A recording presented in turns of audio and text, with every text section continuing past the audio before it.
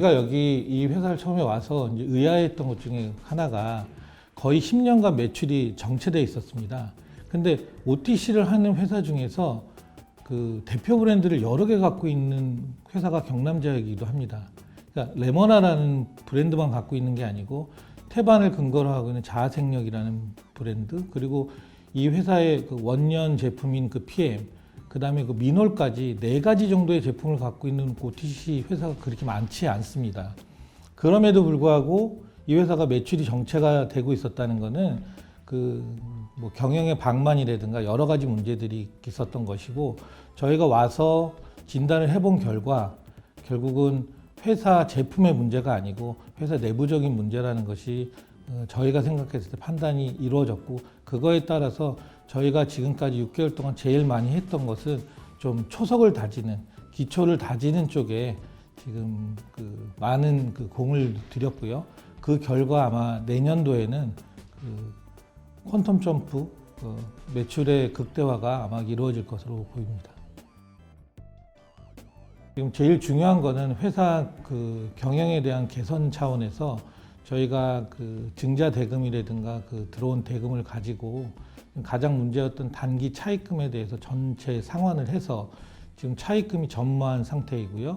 그 다음에 그 시설 자금에 대한 투자로 노후된 뭐 시설이나 그런 장비들에 대해서 다 재구매를 다 실시를 했고, 그 다음에 요번에 지금 진행 중인데 그 자아생력에 대한 액제 라인을 신설해서 지금 26억을 들여서 제품들을 신설을 지금 하고 있습니다. 그래서 그 지금 기존에 있는 그런 SKU를 좀 넓혀갈 수 있는 그런 부분들을 좀 진행하고 있습니다.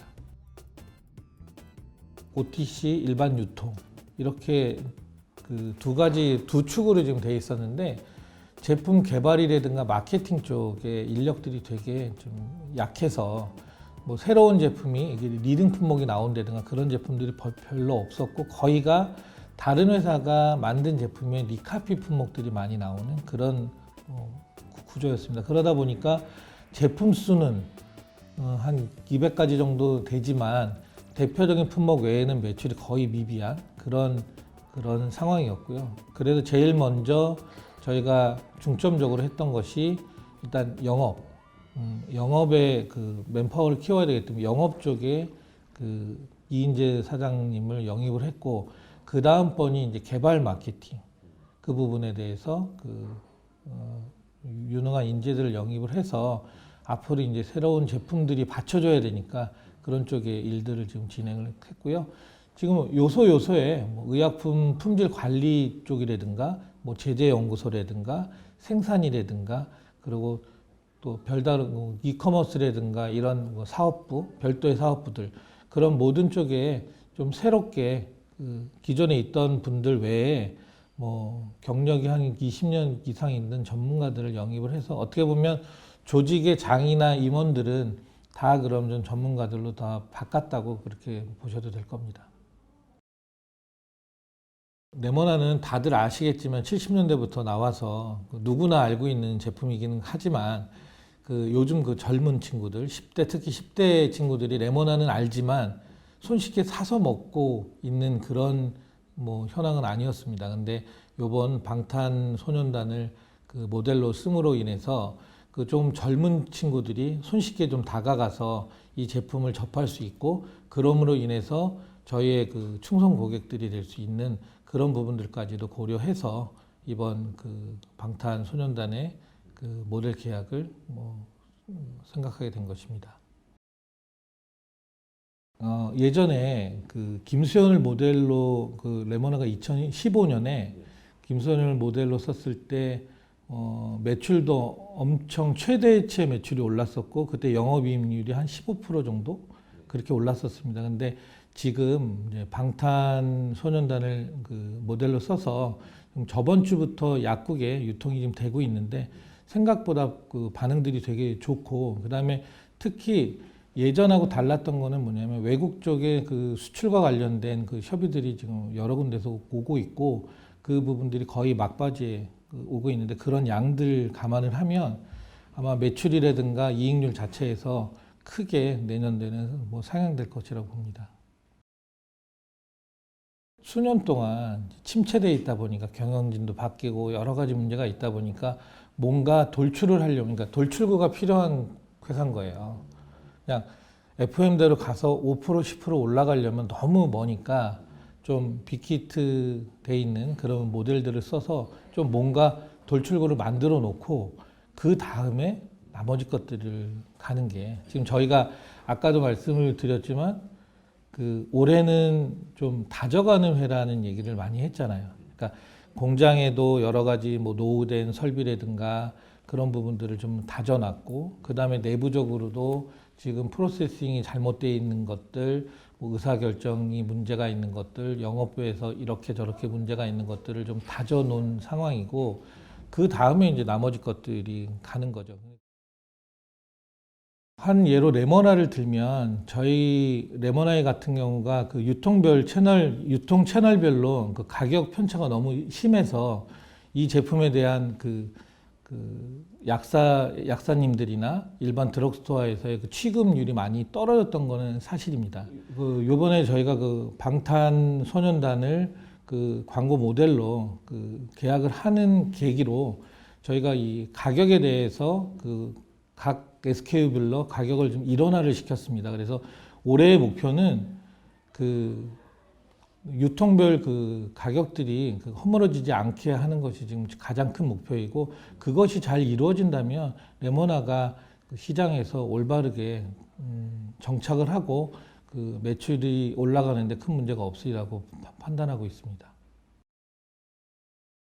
저희가 여기 들어와서 이제 판단한 것 중에 하나가 뭐냐면, 회사가 너무 뭐 그 전에 여러 가지 뭐 마케팅을 했겠지만 너무 정체가 돼 있고 내부적으로 너무 많은 정체가 돼 있어서, 우리가 제일 처음에 생각했던 게 이제 초속 다지기를 하고 그 다음에 뭔가 돌출구가 필요하다고 생각을 한 겁니다. 그래서 처음에 회사 내부에 있는 프로세스를 바꾸거나, 근데 공장에 문제가 있는 뭐 설비들을 교체하거나 이런 부분들을 다져가면서 그 다음에는 뭔가 뚫고 나가야 될 돌출구가 필요한 거죠.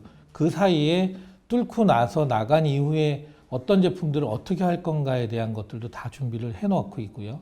뭐 예를 들면 저희가 지금 음료 쪽을 거의 하지 않았는데, 요번에 이 방탄소년단을 쓰면서 음료 쪽에 또 뭔가 사업부를 만들어서 이 제품 외에도 여러 가지 제품들이 지금 나올 겁니다. 그래서 내년에 이 레모나 드링크 말고도 여러 가지 제품들을 가지고 하나의 그 유통 채널을 확보를 할 예정이고요. 그다음에 약국 같은 경우도 레모나라든가 뭐 미놀이라든가 그런 유명 제품 외에는 별 SKU가 없었습니다. 근데 그런 부분들도 저희가 한방의약품이라든가 청심환이라든가 여러 가지 제품들을 지금 준비를 해서 내년 1월부터 그 제품들이 출시를 할 건데, 그런 전 단계로서의 이 레모나의 방탄소년단과의 그 콜라보가 그 필요했던 겁니다. 그래서 그런 부분으로 인해서 약국도 활성화를 해놓고 그 다음에 그 제품들을 얹어가는 그런 시스템을 좀 도입한 거고요. 또 하나는 저희가 일반 그 제약회사랑 다르게 그 컨슈머 헬스케어 그런 회사를 지향을 하고 있는데 비해서 홈쇼핑이라든가 이커머스 비즈니스에 대해서는 좀 약했습니다. 그래서 그 부분들도 지금 준비를 해서 내년도에는 경남 제약이 홈쇼핑이라든가 이커머스에서도 많은 제품들이 뭐 보일 것이고요. 그런 것들 때문에도 미래전략사업본부라고 올해 신설을 해서 내년도부터 지금 그 제품들 뭐 준비를 해서 많은 제품들이 나올 것으로 지금 판단됩니다. 태반 제품이 있는 그 액제 라인을 이제 신설을 지금 그 신규 설비를 지금 진행 중입니다.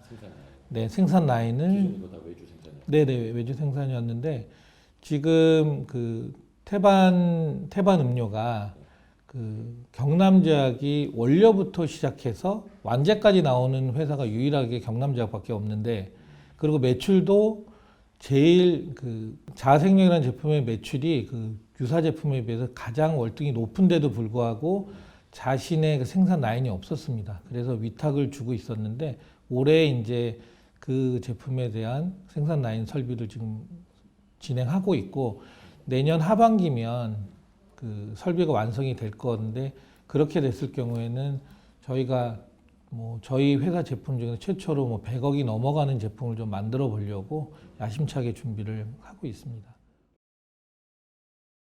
그러니까 저희가 11월 14일 날 그 개선 계획에 대한 그 이행 내역서를 제출을 했습니다.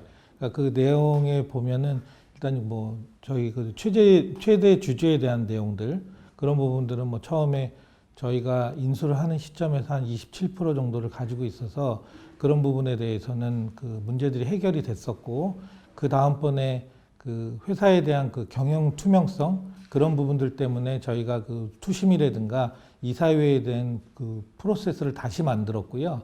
그 다음에 그 독립적인 부서인 감사실을 그 코스닥 심의위원회에서 요청한 대로 저희가 좀 만들었습니다. 이행 계획서에 따른 이행 내역에 대해서 충분히 피력을 할 것이고 저희가 최선을 다해서 이행을 했다는 부분에 대해서 충분히 피력을 하고 그 다음에 좋은 결과를 기대하겠습니다.